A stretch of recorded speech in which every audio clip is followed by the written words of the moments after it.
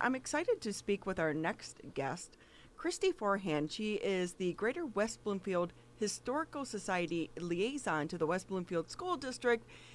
I was driving to work today, and every day I come by and I see Apple Island sitting out there, beautiful as the colors are starting to turn on Apple Island.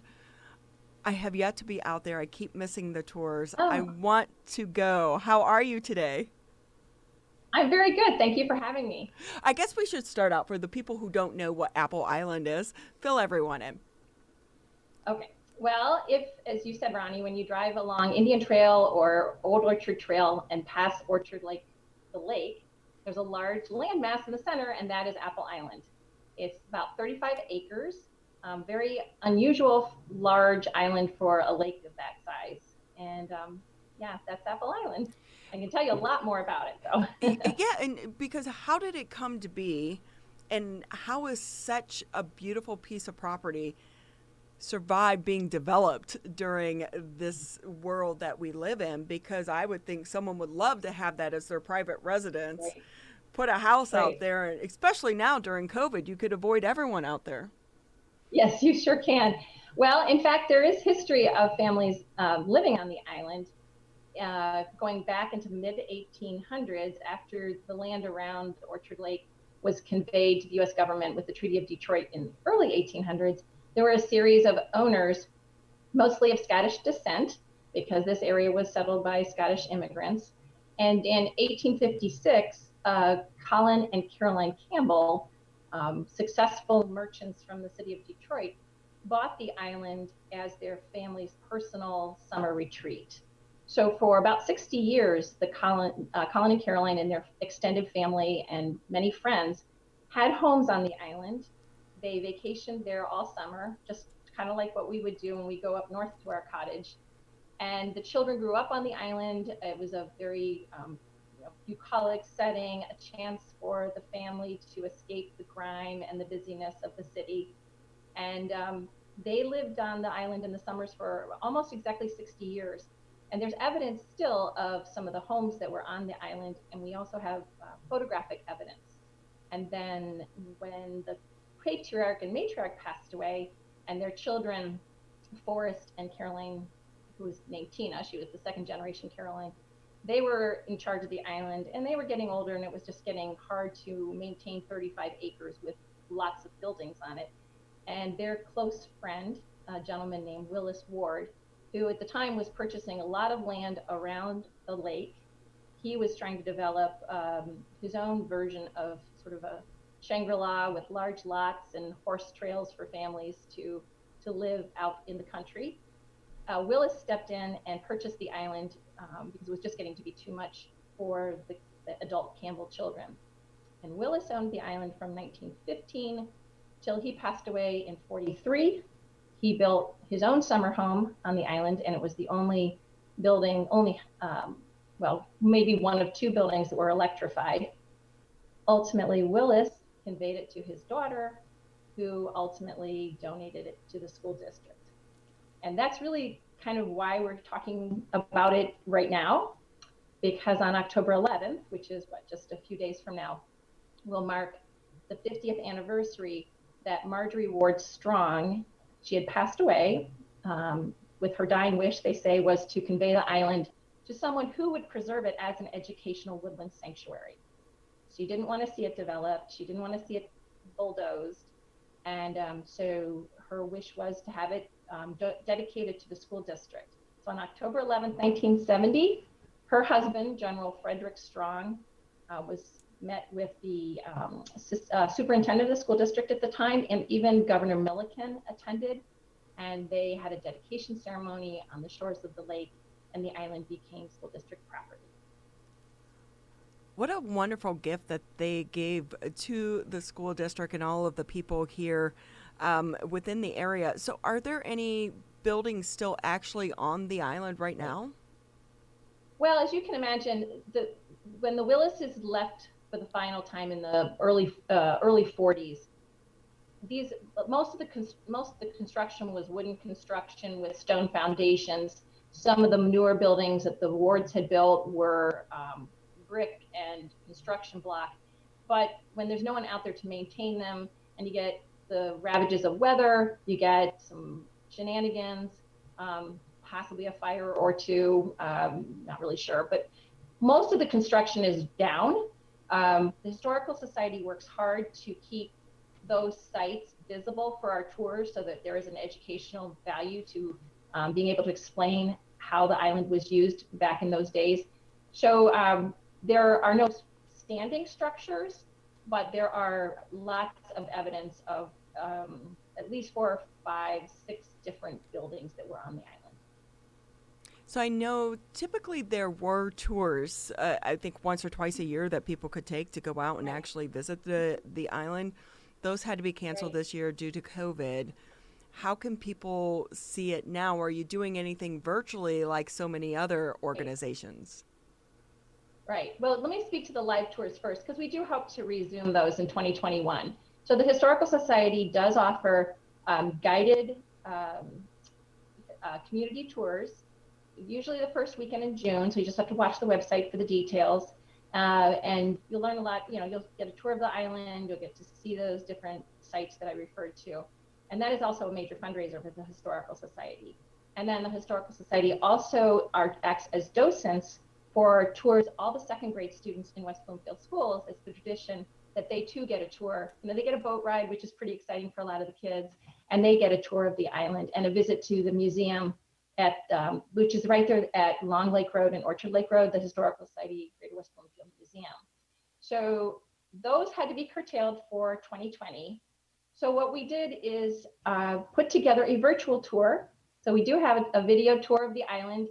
You can watch it. It debuted on September 17th as part of the regular open house programming that the Historical Society does every month. But you can watch it now either by going to YouTube and searching for the Greater West Bloomfield Historical Society. You can get to it by searching for Apple Island, and you can also get to it from the Greater West Bloomfield website, which is gwbhs.org. And then you search under education, you'll get to Apple Island, and there it is. Christy Forhan with us. She is the Greater West Bloomfield Historical Society Liaison to the West Bloomfield School District, also a member of the West Bloomfield School District Board of Education, recently appointed there. So congratulations to you on starting that as well. Been a bit of an adjustment to not only join the board, but join the board at this time in our history.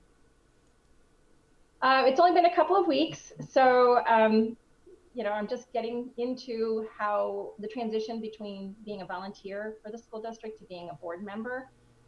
But I'm very excited. Frankly, it's a challenging time to be part of any school board, but I feel very fortunate to be tapped to that opportunity. So you mentioned also that the tours were such a big fundraiser for the Historical Society. I would imagine not being able to offer those tours because the tickets were, if I remember correctly, because we tried to get in on one and it was sold out because I'm a last minute person. Even though I would drive by and see the sign at the Historical Society every day, I was like, I need to get that ticket. I need to get that ticket. But you don't want to wait on those tickets because they do go quickly. But as a fundraiser, has it been tough for the Historical Society this year to actually raise funds? And if people do want to donate, can they do it still? Yes. Yeah, absolutely. Yes, that tour is a big fundraiser for us, and it shows in our finances that we weren't able to run the tours this year. So anyone who would like to support the society can do it in a couple of ways. Certainly a financial donation is fabulous. And again, you can go to the website, gwbhs.org, and donate through the website. We also are always looking for people who want to be actively involved, new members, volunteers for special projects, anyone who feels that they'd like to learn more about our local history. And I'm here specifically talking about Apple Island, but the Historical Society covers all 4 communities: Keego Harbor, Orchard Lake, Sylvan Lake, and West Bloomfield. So there's a lot to learn about our communities through participation in Historical Society activities. And right now the museum is closed. It's being, for obvious reasons because of the pandemic, but it's also being redesigned. All the exhibit space is being refreshed, and we're working on creating some new, new exhibits and displays and some hands-on things so that when guests return in early 2021, they'll see a freshened up museum experience. Christy Forhan with us on the Oakland County Megacast. The Apple Island, it's a 37-acre island nature preserve. For all of us that live in this area, we do pass it and we see it each and every day. It's beautiful. I think even more so now when the trees turn and you can see that reflection on the lake. It's a beautiful sight to drive past every morning and start your day. But I would think there are other programs that are going on with the Historical Society. Anything coming up that you do want to talk about? Yeah, I want to just let the community know that this coming Sunday, October 11th at 1 o'clock, we're going to debut our monthly open house, and it's going to feature a program about the 100th anniversary of Roosevelt School. So that school there in Keego Harbor is celebrating 100 years as a continuously operating elementary school, and there'll be a program about that on Sunday at 1 o'clock. Christy Forhan with us. She is the Greater West Bloomfield Historical Society liaison to the West Bloomfield School District, joining us today on the Oakland County Megacast. Christy, just another few minutes with you today before we'll let you go. Is there anything else related to the Historical Society or to the West Bloomfield School District that you would like to discuss with us today, or any other information that would be important for our audience to know about? A little bit about community connections and ways the community can step up and help us as stewards of the island. It's challenging. Obviously, an island is not someplace you can just pop in easily and clear trails or design a new learning space or, even just get out there and just take a walk. So we're always looking for ways for the community to support things like the boats. The school district has 2 very old pontoon boats that were donated in the 70s, and there's an opportunity there for someone who might want to help the school district upgrade those boats, because that is the only transportation for the school students and the community tours. So Dr. Hill, the superintendent, has a little video talking about that need, and if anyone's interested, they can contact his office for more information. I do want to give a big shout out to Orchard Lake Country Club. Peter Swick, who's the executive director, and Bruce Lilly, who is the waterfront director, came forward very recently and just said they felt that staring at the island every day, all day from the country club and understanding that it is designated as a woodland sanctuary, they would like to offer their stewardship and a way to get connected.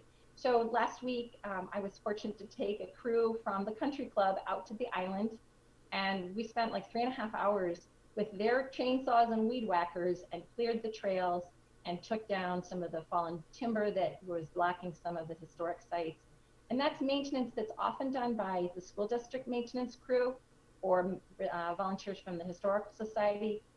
But with all the restrictions put on COVID this year, it didn't happen. So we really appreciate the country club staff stepping up and look forward to expanding that relationship and getting maybe some of their members involved too, as connecting with the Historical Society and extending their stewardship to the island. So thank you to them. Christy Forhan with us here on the Oakland County Megacast. Your video is dragging just a little bit. Your audio is good, so we're going to switch you over to a graphic now. I love what you're... so if it does come to volunteers, because I would imagine, like you said, it takes so much to actually maintain this, do you have a volunteer program for people who are willing to go out there to do some of the work that you are talking about? Because, again, the island, you're not swimming out there and you're not walking out there. So it has to be, chaperoned and escorted, I would imagine. And that kind of presents a few different challenges when it comes to volunteering. Right. The school district owns the island, and technically people are not to be on the island unless it's sort of an official capacity.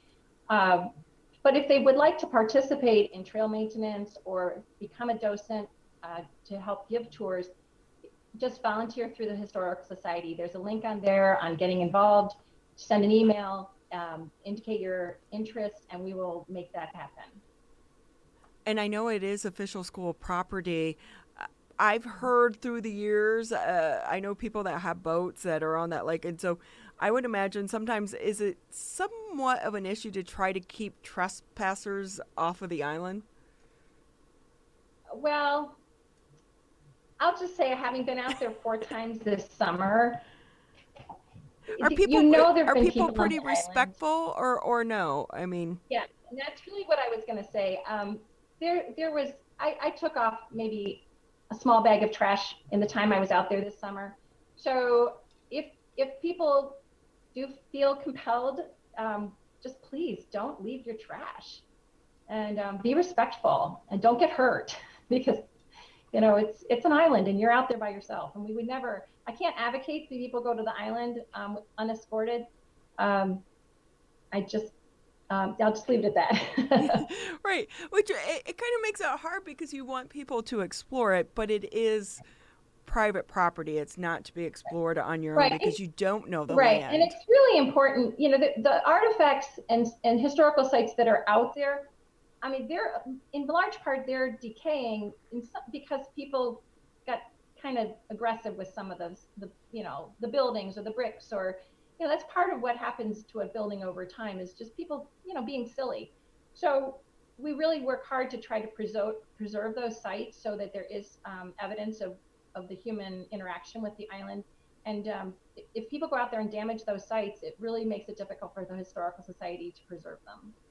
And how important is it for us as a community to preserve sites such as this so that we can continue to have evidence to help share the history of the area that we came from? Because it seems like we are in a time in our lives right now where a lot of people want to say, if from a historical standpoint, if they don't agree with an issue, we're seeing monuments torn down across the world because maybe they don't represent our views of today. From a historical standpoint, in your opinion, how important is it to preserve and to know where we came from? Yeah, I think it gives you a richness and a depth of appreciation for the area where you live. Just a simple thing like knowing that Scotch Elementary School, where my kids went to school, and it's West Bloomfield Elementary, is named Scotch because the area was settled by Scotch immigrants. Green School back in the day was not just a color, it was actually the name of the family whose property where the school was originally located. So I think it helps us connect with those who've gone before us and have appreciation for the fact that there was something here before, Orchard Lake Road was a 4-lane highway. And even if you go back further and understand that the island, Apple Island itself, was an important landmark for the Native Americans in this area. I mean, it sits at the headwaters of the Clinton, Huron, and Rouge rivers. It's a very big landmark. And though there's no evidence that there was ever a long-standing Native American village or community on the island, there have been Native American artifacts found on the island. And so I think it just helps us understand that, our presence is just a blip, and there are a lot of people who've come before us who've helped make this community and build it to a place where we are proud to live. I love that perspective. Thank you so much for sharing it. And also, I think one of the best things on the Trail Network is how they have now put up the placards to explain the Trail Network and what it means and what was here before us. So for people such as yourself, you're so passionate about preserving the history of our area. Thank you so much. And quickly, before we let you go, again, anything you want to share with the public about any upcoming events or just where they can take a deep dive or, peruse information about our community? Right. Again, I would just direct everybody to gwbhs.org, which is the Greater West Bloomfield Historical Society's website. We've got thousands of photographs that are researchable. You can also eventually, when the museum reopens, you can visit the museum on our open house days. You can schedule private research time where you can come in and review the archives if there's something specific that you'd like to research. It's a really great resource that a lot of people will drive past it, Orchard Lake Road and Long Lake Road, and kind of like passing the island. You go, oh, I've passed it a million times and I've never stopped in. But it's a great local resource, and it really does help us connect to the times that predate us and hopefully help us inform the future. Christy Forhan with us on the Oakland County Megacast. She's with the Greater West Bloomfield Historical Society and a liaison to the West Bloomfield School District. Thank you so much for your time. We appreciate it. My pleasure. Thank you very much for having me.